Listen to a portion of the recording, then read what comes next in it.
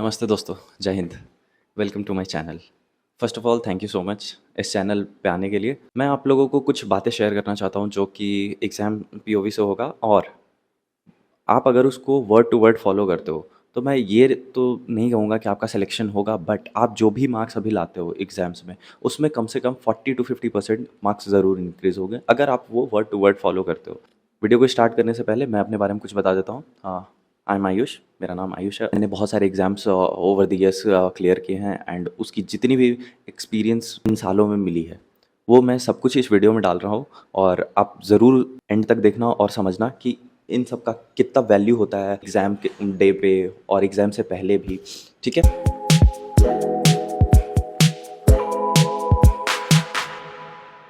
तो सबसे पहले एग्ज़ाम दो तरह से होते हैं।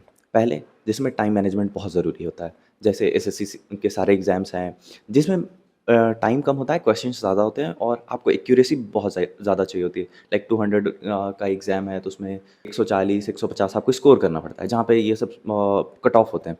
तो इनको हम टाइम मैनेजमेंट वाले एग्ज़ाम्स में रखते हैं। दूसरे टाइप के एग्ज़ाम्स वो हैं जिसमें हम लोगों को क्वेश्चंस जो हैं थोड़े से इन डेप्थ पूछे जाते हैं, और उसमें करने कम होते हैं, बट और टाइम भी ज़्यादा मिलता है। बट ज़्यादा करके क्वेश्चंस उसमें टफ पूछे जाते हैं। लाइक वो सिंगल स्ट्रेट क्वेश्चंस नहीं होते, उसमें 2 या 3 टॉपिक्स के क्वेश्चंस मिक्स करके दिए जाते हैं। ठीक है।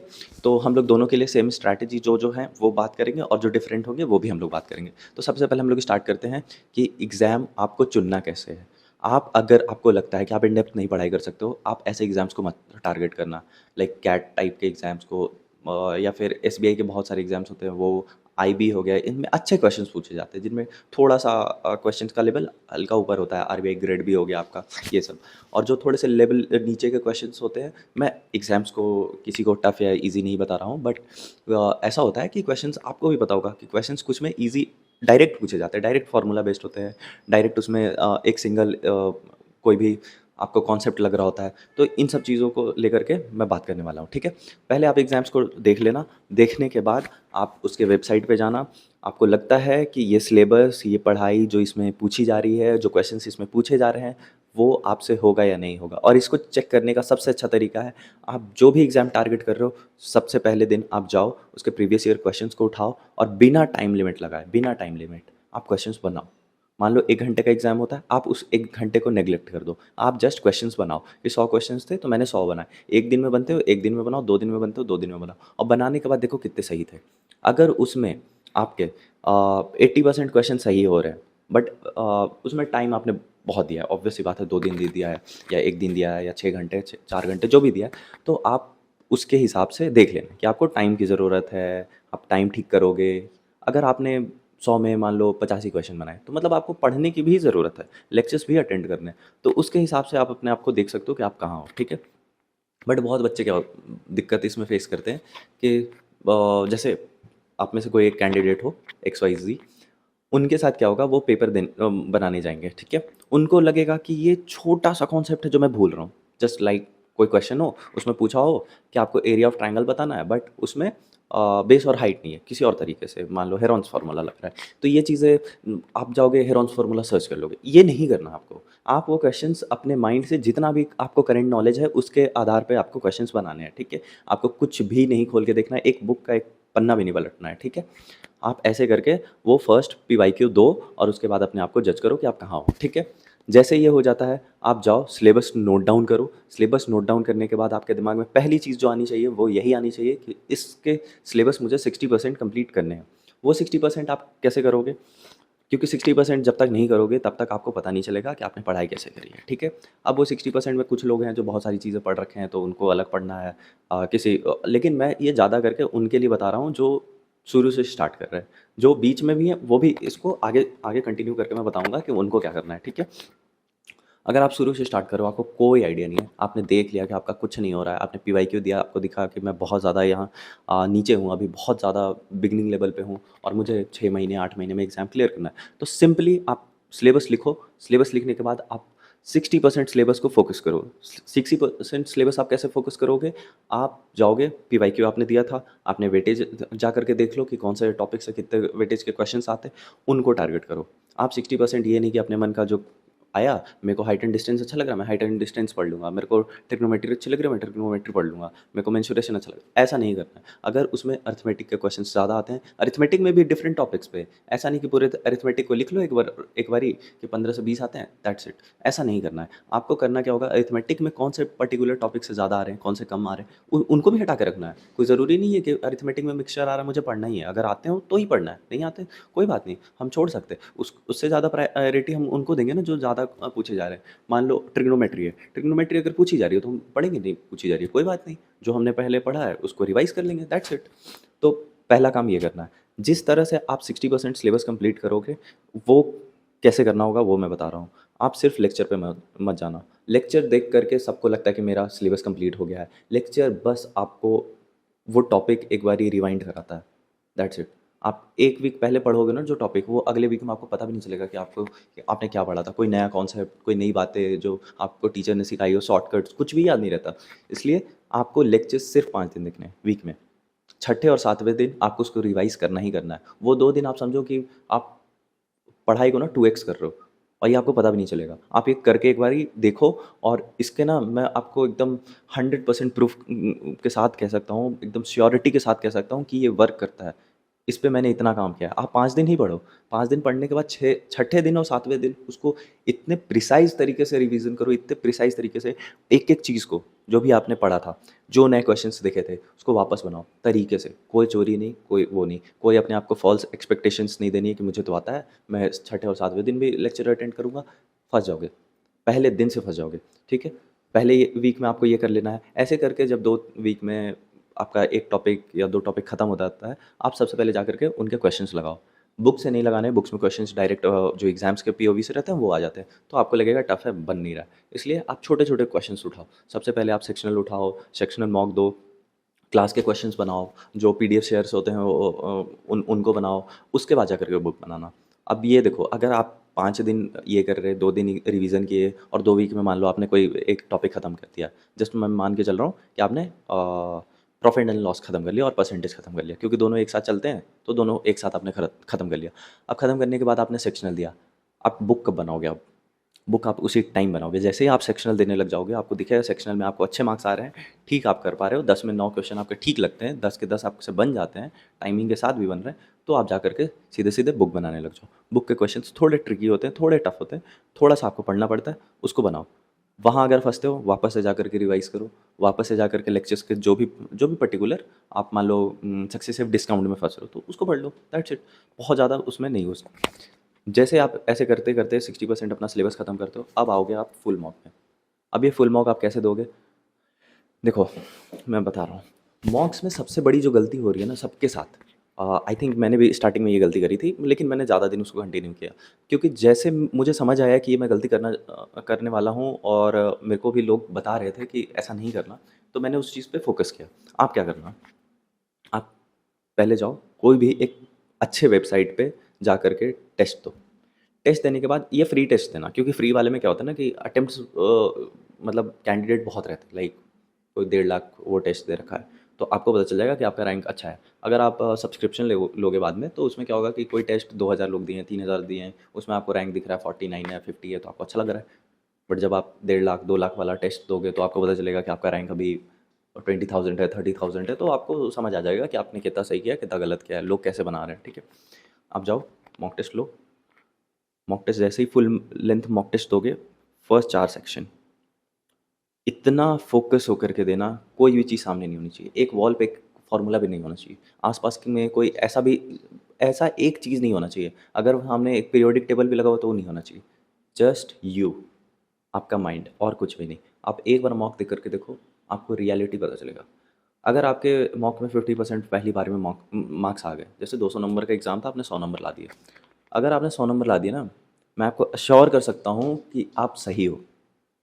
आप एकदम सही रहा। आपको लगेगा कि आपका मार्क्स नहीं आया, आप तो अभी 100 पे हो, आपको 160 जाना है, 170 जाना है, क्योंकि देखो कट ऑफ क्या है, 135 140 किसी एग्ज़ाम का कट ऑफ जा रहा है, तो आप सिर्फ 140 के बारे में मत सोचो, या 130 ला करके 140 के बारे में मत सोचो। आप जब सोचो, आप मैक्सिमम क्वेश्चंस के लिए जाओ। मैंने लास्ट ईयर सीजीएल दिया था, मैंने 92 क्वेश्चंस अटेम्प्ट किए थे, स्टिल मेरे को लग रहा था कि मेरे को 97 98 करने चाहिए था, बट थोड़ा सा जीके ट्रिकी था तो मेरे लिए उतना ईजी नहीं हुआ, बट मैं फिर भी 95 96 क्वेश्चंस के लिए जा रहा था। तो 100 में बता रहा हूँ मैं। तो ये चीज़ आप दिमाग में रखो कि अगर आपको कोई भी एग्ज़ाम का प्री निकालना है, प्री में किसी भी एग्ज़ाम का प्री में कोई ऐसा टॉप क्वेश्चंस नहीं पूछे जाते। जो पूछा जाता है वो आपको स्ट्रेट ऑफ द ऐसा आपके इंटेलिजेंस को चेक करने के लिए नहीं, टाइम मैनेजमेंट को चेक किया जाता है। आपको ट्रिक कितने आते हैं, कितने जल्दी आप सॉल्व कर पाते हो, आपका दिमाग कितना जल्दी वहाँ पे क्लिक कर रहा है, इस पे है। इन चीज़ों के लिए हमें इंटेलिजेंस की ज़रूरत नहीं है, बहुत ज़्यादा पढ़ने की ज़रूरत नहीं है, तो हम ये कर सकते हैं। इसलिए आप जब भी जाओगे मॉक देने, मैक्सिमम क्वेश्चंस के लिए जाना। कभी मत सोचना कितना गलत होगा। जो नहीं आता ऑब्वियस सी बात है, उसको तुक्का नहीं मारना है, बट मैक्सिमम क्वेश्चंस जो आप बना सकते हो उसके लिए जाना। अगर मान लो सेक्शनल है, 15 मिनट का पहले आपको रीजनिंग आया, रीजनिंग बनाया, मैथ्स बनाई, जीके बनाया, इंग्लिश बनाया। अब पूरा पेपर देने के बाद आप पहले तो देखो कि आपका टाइम कितना जा रहा था, क्योंकि आप जैसे ही देखोगे कि 15 मिनट हो गए, दूसरा सेक्शन आ गया, तो क्या आप 18वें नंबर क्वेश्चन पे थे। क्या पता उसके बाद के क्वेश्चंस इतने ईजी थे कि आपने बना ही नहीं पाए। तो कभी भी क्वेश्चंस को पहले नंबर से अटेम्प्ट करने की गलती नहीं कीजिएगा, कभी भी नहीं। मैं आपको सीरियसली बता रहा हूँ, मैं एग्जाम में जाकर के रैंडम ऐसे क्लिक कर देता हूँ, 18वां नंबर क्वेश्चन मिल गया, रैंडम, एकदम रैंडम। ऐसा मैं सबको नहीं बोल रहा हूँ कि सब लोग करें, क्योंकि बहुत लोग पैनिक कर जाते हैं क्वेश्चन नंबर देख करके। इसलिए क्योंकि स्टार्टिंग में क्वेश्चंस क्या होते हैं ना, 5 से 10 के बीच में थोड़े से ट्रिकी रहेंगे, आपको थोड़ा फंसाएंगे। अगर आप बीच में या लास्ट के पार्ट के देखोगे तो वो भी वैसे ही रहेंगे। बीच वाले थोड़े ठीक रहते हैं, 10 से लेकर के 20 के बीच में अच्छे क्वेश्चन रहते हैं, एक आधा ही वैसा फंसेगा आपको। तो मेरा ये माइंडसेट है, बट आप कुछ और भी ट्राई कर सकते हो। आप लोग क्या करो, मान लो रीजनिंग बनाया आपने, आपने देखा 15 मिनट में मैंने इसमें पहले 18 क्वेश्चन अटेम्प्ट किए थे। आपने जीके का देख लिया, इसका देख लिया, सबको लिख के रखो भाई, सबको लिख के रखो। ये इतना आपको हेल्प करेगा। मॉक ऐसा चीज़ है, रिवीजन ऐसा चीज़ है जो आपके मार्क्स को ना कम से कम 50% बढ़ा देता है। आप कितना भी लेक्चर अटेंड कर लो, आप कितने भी पीवाईक्यू लगा लो, मॉक्स के बिना, रिवीजन के बिना आपके मार्क्स नहीं बढ़ते। और ये मैंने एक बार नहीं, कम से कम 10 बार देखा है अपने साथ, लोगों के साथ। इतने कैंडिडेट को मैंने ये सजेस्ट किया था और सबको ही फ़ायदा हुआ है। आप भी एक बार ट्राई करना, आपको बहुत ज़्यादा फ़ायदा होगा। और जैसे आप लोग सब ये डेटा कलेक्ट करोगे और देखोगे कि मैंने कौन से क्वेश्चंस में ज़्यादा टाइम लिया। मान लो एक रीजनिंग था, ठीक है, अब वो था नॉर्मल सिलॉगिज्म, आपने देखा इसमें टाइम लग गया। सिलॉगिज्म आपको आता था, फिर भी टाइम लग गया, क्यों? वहाँ पे क्या दिक्कत हुई? इनको एनालाइज़ करने में 1 घंटे का अगर आपने पेपर दिया है, उसको एनालाइज़ करने में कम से कम बता रहा हूँ 3 साढ़े 3 घंटे। तो इन 3 साढ़े 3 घंटे की वैल्यू ना आपको बाद में पता चलती है। बहुत लोगों को लगता है कि 3 घंटे में लेक्चर नहीं देख लूँ, ये जो करूँगा, लेकिन इन 3 घंटे की वैल्यू आपको आगे इतनी ज़्यादा समझ आएगी ना, कि इसकी वजह से कितना मेरा मार्क्स बढ़ा। क्योंकि क्या था ना कि आपने उसको उसको जो बनाने की वजह से बाद के वो मैंने बताया ना कि मान लो आप 18-19 क्वेश्चन पे थे और आपका टाइम अप हो गया, तो वो जो 5-6 क्वेश्चन थे ना, ये ऐसे ऐसे ही क्वेश्चन से रिप्लेस होते हैं। अगर आप वो 6 बनाते और ये एक नहीं बनाते, तो भी आप, हमेशा ऐसा नहीं होगा कि एक क्वेश्चन ये आप जो जिसको बनाने में आपने टाइम लगाया वो बाकी 6 से रिप्लेस हो, ऐसा हमेशा नहीं होगा। But most of the time आपका कॉन्फिडेंस गिरता है जब एक क्वेश्चन में टाइम लग जाता है। और एग्ज़ाम के दिन में ये कॉन्फिडेंस वाला इतना गेम होता है सबके साथ। इसका एक छोटा सा आपको एग्जांपल देता हूँ मैं। जितने भी लोग टू व्हीलर ड्राइव करते होंगे, आप लोग जब ड्राइविंग टेस्ट देने जाओगे ना, तो वहाँ पे देखना, वहाँ पे ना एक 8 जैसा स्ट्रक्चर बनाना पड़ता है। अब जैसे मैंने पहली बार सुना था तो मैं तो पैनिक कर गया था कि अरे, मैं तो सीधे रोड पे चलाता हूँ, ज़्यादा से ज़्यादा ऐसे एक टर्न होती है, ऐसा टर्न होता है, यू टर्न होता है, इससे ज़्यादा क्या होता है? ये 8 कैसे बनाऊँगा मैं? तो मैंने बस ऐसे ही ग्राउंड पे गया, ट्राई कर रहा था, बार-बार पैर नीचे रख जाए। तो इससे मेरे को समझ में आया ना कि जब आपको पता चल जाता है ना कि आपका कोई आप ऐसा कोई काम करने जा रहे हो जो आपने पहले नहीं किया है और उसमें नंबर ऑफ अटेम्प्ट्स आपके बहुत कम है, लाइक आप 1 बार या 2 बार ही कर सकते हो, उसके बाद आपको रिजेक्ट कर दिया जाएगा। तो आपका जो कॉन्फिडेंस है पहले तो वो गिरता है और पैनिकनेस लेवल अलग बढ़ जाती है, उससे आप अलग गलती करते हो। तो इन सब चीज़ों को आप इससे समझो कि जब आप मॉक देने लग जाते हो, जब उस चीज़ की आपको आदत लग जाती है, वो आदत आपकी छूटेगी नहीं। उसको आप पकड़ के रखो, उसको जितना आप प्रैक्टिस करते रहते हैं, मॉक देते रहते हैं, जो मार्क्स बढ़ते रहते हैं ना, उसका कॉन्फिडेंस आप देख नहीं सकते हो। भाई साहब, वो जो कॉन्फिडेंस रॉकेट होता है ना, उससे मार्क्स इतने बढ़ते हैं, जितने भी लोग सीजीएल की तैयारी करते हैं। सीजीएल वाले लोग, आप याद रख लो, आपके पास कॉन्फिडेंस की कमी किसी हाल में नहीं होनी चाहिए। आपके पास एक क्वेश्चन का भी कॉन्फिडेंस गिरा ना, तो आपके 2 अलग क्वेश्चन गलत करवा देगा, क्योंकि यहाँ इंटेलिजेंट टेस्ट नहीं हो रहा है, यहाँ टाइम टेस्ट हो रहा है और कॉन्फिडेंस आपका टाइम ही किल करता है। इसलिए जितने भी लोग ऐसे टाइम मैनेजमेंट वाले एग्जाम दे रहे हो, आप याद रख लो, आपका कॉन्फिडेंस तो गिरना ही नहीं चाहिए। आप अपने आप को एकदम ऐसे यहाँ रखो और सोच के चलो कि मेरे से अच्छा कैंडिडेट यहाँ कोई नहीं है। और ऐसी ऐसी तैयारी करनी पड़ेगी आपको, जब आपको बिलीव करना पड़ेगा कि मेरे से अच्छा कैंडिडेट नहीं है। और ये करने के लिए सिर्फ ये बोलने से नहीं आता है, इसको करने के लिए आपको मॉक्स देने पड़ेंगे, मॉक्स को एनालाइज करना पड़ेगा। जब आप 3-3 घंटे एनालाइज करके अगला मॉक दोगे ना, खुद ब खुद आपका कॉन्फिडेंस रहेगा कि मैंने बहुत अच्छे से किया है। पहले में, दूसरे में, तीसरे में, चौथे में, ऐसे करते करते जब 50 मॉक 60 मॉक पे आओगे तो पता चलेगा कि क्या आप थे और क्या आप हो चुके हो। ठीक है, अब लास्ट पार्ट पे हम लोग आते हैं। एक्चुअली लास्ट नहीं है, सेकंड लास्ट है। लास्ट वाला तो आप लोगों के लिए सरप्राइज है, बट मैं पढ़ाई के पॉइंट ऑफ व्यू से इसको लास्ट बोल रहा हूँ। तो लास्ट जो आपका ये है रिवीजन। रिवीजन हम लोग बचपन से सुनते आ रहे, रिवीजन करना है, रिवीजन करना है। सब लोग रिवीजन ही कर रहे हैं। कोई बुक उठा करके रिवीजन कर रहा है, कोई किसी का नोट्स को प्रिंट आउट करवा करके रिवीजन कर रहा है। बट सब लोग फिर क्यों नहीं एग्ज़ाम निकाल रहे हैं? और देख लो, आप ये बात जान लो, जहाँ पे हर साल 2 लाख 3 लाख वैकेंसी आ रही है पूरे इंडिया में, हर गवर्नमेंट जॉब मिला करके ना, वहाँ पे हर कोई नौकरी नहीं लेगा, और शायद हर लोग डिज़र्व भी नहीं करते हैं। लेकिन कुछ ऐसे हैं जो डिज़र्विंग भी हैं, मेहनत भी कर रहे हैं, बट उनकी भी नहीं हो रही। वो लोग जो हैं, ये वीडियो उन लोगों के लिए नहीं है जो घर में बैठे हैं। ये वीडियो उन लोगों के लिए ही है जो कहीं बीच में फंस रहे हैं, जो कभी एग्ज़ाम में 10 नंबर से छूटते हैं, 20 नंबर से छूटते हैं, कभी उनका एक प्री निकलता है, मेंस में छूट जाते हैं। ये उन्हीं लोगों के लिए है। मैं इस फेलियर से गुजरने के बाद आप लोगों को ये वीडियो बना करके बता रहा हूँ। ये कॉन्फिडेंस वीडियो बनाने का, मुझे बताने का सिर्फ इसी चीज़ से आया कि मैंने उसको फॉलो किया, और वो इतना इफेक्टिव निकला कि मेरे को समझ में आया कि मैंने अपना लाइफ में कैसे कैसे मतलब टाइम को वेस्ट कर दिया इन सब चीज़ों को बिना जाने। रिवीजन के लिए मैं क्या करता था, टीचर ने जो जो बातें बोली मैं पूरी नोट्स बना लेता था, एक एक बात की। प्राइम नंबर क्या है, इंटीजर्स क्या है, स्टार्टिंग 0 से 50 तक में, सॉरी 0 तो ऑब्वियसली नॉट, स्टार्टिंग के 50 नंबर्स में कितने प्राइम नंबर है, ये सारी चीज़ें। हाँ, मैं एक इतना छोटा छोटा फार्मूला लिख लेता था ना। एपी का फार्मूला किसको दिमाग में नहीं रहता है? सबको याद रहता है, स्टिल मैं लिख रहा हूँ। एवरेज का किसको फार्मूला नहीं पता? सब लिख रहा हूँ। क्यों लिख रहा हूँ? और ऐसे करके नोट्स को बना देता था, जो नोट्स मेरे एक रजिस्टर में ख़त्म होना चाहिए था, वो 2-2 रजिस्टर हो जाता है, 3-3 रजिस्टर हो जा रहा है। मैं कुछ क्वेश्चंस लिखने लग जाता था। क्वेश्चंस बड़े-बड़े हैं, क्वेश्चंस को लिखने का भी तरीका होता है। आप चाहो तो उसको शॉर्ट में लिख लो, 2 लाइन में आपका क्वेश्चंस ख़त्म हो जाएगा। लास्ट में डिमांड है जो, वो लिख लो, दैट्स इट। नए क्वेश्चंस भी रहेंगे आपके पास प्रैक्टिस करने के लिए। बहुत लोग बोलेंगे टाइम लगा करके नोट्स बनाओ। कितना टाइम लगाएँ? कितना टाइम लगाएँ बताओ? पर डे अगर मुझे 7 घंटे पढ़ने हैं, 8 घंटे पढ़ने हैं, 3 घंटे तो मेरे नोट्स बनाने में लग जाएँगे। इसलिए रिवीजन के लिए नोट्स का बहुत अच्छा होना ज़रूरी है, बहुत क्रिस्प नोट्स होने चाहिए। क्रिस्प नोट्स ऐसे नहीं बनते कि आप गए और जो भी टीचर ने बोला वर्ड टू वर्ड उसको लिख लिया। आप लिखो अपने दिमाग से। मैं मान लो नंबर सिस्टम अच्छा पढ़ रखा हूँ, मैं क्यों बनाऊँगा उसके नोट्स बहुत बहुत ज़बरदस्त वाले। अभी मैं थोड़ा सा कंफर्टेबल होता हूँ, क्योंकि ये वीडियो का जो लास्ट पार्ट है, जो सरप्राइज़ मैंने बोला था, ये सरप्राइज़ इसलिए ना, क्योंकि अच्छा एग्ज़ाम जाता है, एग्ज़ाम ख़राब भी हो जाता है, बहुत कुछ होता है, बहुत कुछ सुनने को मिलता है, कुछ अपना दिमाग भी सुनाते रहता है कुछ ना कुछ, कि इतने साल में कुछ नहीं हो पा रहा है, क्या मैं उस लायक हूँ, नहीं हूँ। सबसे पहले बी प्राउड ऑफ़ योरसेल्फ। आप एक एग्ज़ाम की तैयारी कर रहे हो जहाँ बहुत सारे लोग हैं, आप उस लड़ाई को लड़ने के लिए तैयार हो, जाते हो, एग्ज़ाम देते हो, उसके लिए मेहनत करते हो, तो आपको अपने आप पे प्राउड होना चाहिए।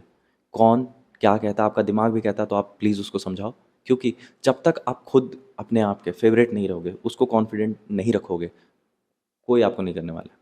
कोई भी आपको वो मोटिवेशन नहीं देने वाला है, कोई चीज़ नहीं देने वाली है। शायद आपके घर का फाइनेंशियल कंडीशन भी उतना नहीं दे पाएगा, जितना आप अपने आप को कॉन्फिडेंट रख सकते हो थ्रू योर प्रोसेस, योर तैयारी जो भी आप कर रहे हो, प्रिपरेशन। जैसे जैसे मॉक्स में मार्क्स बढ़ते हैं ना, उससे अच्छा कोई डोपामिन ही नहीं है, उससे अच्छा कोई आपका कोई साथी, कोई मोटिवेशन कुछ भी नहीं हो सकता। वो जो आपका मार्क्स आता है ना, वो जो आप प्रोसेस से बढ़ते हो ना, 1 मार्क्स, 2 मार्क्स, 10 मार्क्स जब पर डे बढ़ते हैं ना, तब समझ में आता है कि हाँ, मैं अच्छा कर रहा हूँ। और उसको रखो और अपने आप पे प्राउड करो। जितने भी लोग हो आप, सब लोग प्राउड करो अपने आप पे।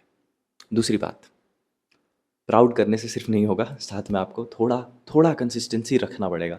आप अगर, मैंने बताया ना, 5 दिन आपको लेक्चर कंप्लीट करना है, 2 दिन आपको रिवीजन करना है, इसमें 1 दिन भी आप छूट जाएगा ना, तो आपके दिमाग में आएगा ये मेरा रह गया। अब 5 दिन का जो कोटा था, जिसको मैं 2 दिन में रिवीजन करने वाला था, मैं अगर पढ़ाई ही 3 दिन करूँगा, तो रिवीजन में मेरे को 1 दिन लगेगा, फिर कैसे चलेगा? तो इसलिए इस चीज़ को फोकस करके रखना कि कंसिस्टेंसी तो चाहिए ही चाहिए। और सैड है, बट हार्ड वर्क के बिना कुछ नहीं होगा।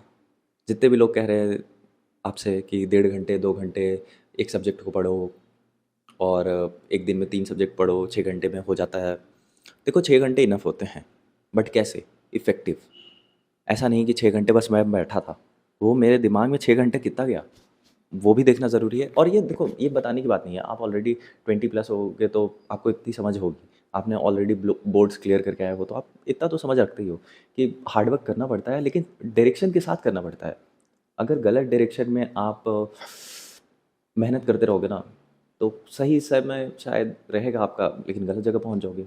डायरेक्शन बहुत ज़रूरी है। एक मैंने छोटी सी रील देखी थी, उसमें ये बात कहा गया था कि कंपास का आविष्कार ना घड़ी से पहले हुआ था, क्योंकि शायद सही समय ज़रूरी नहीं है, लेकिन सही डायरेक्शन बहुत ज़रूरी है। और अगर दोनों आपके फेवर में चला जाए तो क्या ही बात करना, ठीक है। इसलिए इस चीज़ को ध्यान रखो। और एक और चीज़ ध्यान रखना, कंसिस्टेंसी, हार्ड वर्क और ये प्राउड वाली चीज़ के साथ साथ थोड़ा अपने साथ ना हार्श नहीं होना। आपने जो भी डिसीजन लिया, जिस दिन आपने ये सोचा था ना कि आपको किसी एग्ज़ाम की तैयारी करनी है, आपको एक अधिकारी बनना है, आपको एक अपनी फैमिली के लिए ब्रेड प्रोवाइडर बनना है, आपको ऐसा रहना है कि आपको ले देख करके लोग आइडियलाइज़ करें, आपके छोटे आपको फॉलो करें, तो इन सब को लेकर के ना आपको कभी भी अपने आप पे सेल्फ डाउट तो रखना ही नहीं है। और ऑनेस्ट रहो थोड़ा। ऑनेस्टी के साथ साथ चलोगे तो एक चीज़ बहुत जो फ़ायदा पहुंचाती है ना, नेगेटिविटी नहीं आती आपके साथ।